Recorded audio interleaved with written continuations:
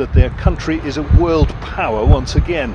The strength of its conventional military on full display in Syria, he said. Its nuclear capabilities now soon to be more than a match for US might. Its full impact may have been intended for a domestic audience, but there was more than a hint of menace in Putin's warning that any outside threat would be met with annihilation. In an address to the Russian people today, Vladimir Putin claimed he's developed a new arsenal of weapons that the U.S. cannot counter.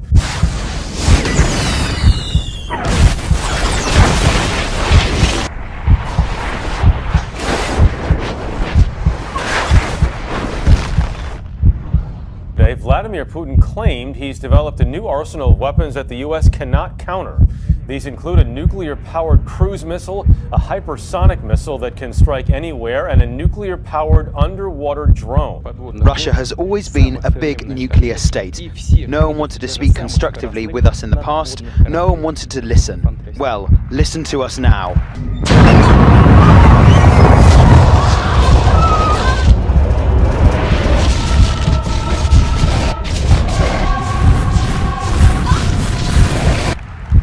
Missile in development, Putin explained, could travel the globe with unlimited range and entirely undetected by radar defense systems.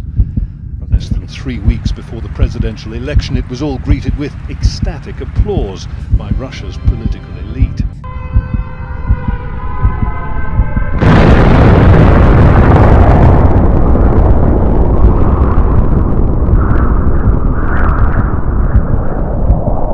New weapons may in fact really be able to evade Western missile defense systems. Putin also said, Sandra, that these weapons that he has just obtained do not exist anywhere else in the world.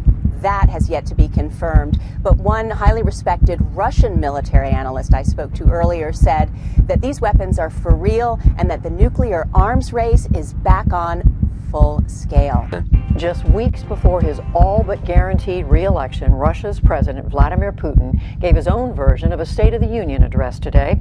As Nick Schifrin reports, Putin used the occasion to show off new weapons that he says can defeat U.S. missile defenses and maintain a deadly balance with the United States. There should be no doubt in anyone's mind that after the invasion of Georgia, the invasion of Ukraine, the intervention in Syria, the meddling in our election, the attack last week by Russian mercenaries on U.S. forces in Syria, that we are again in a Cold War. We are in conflict with Russia.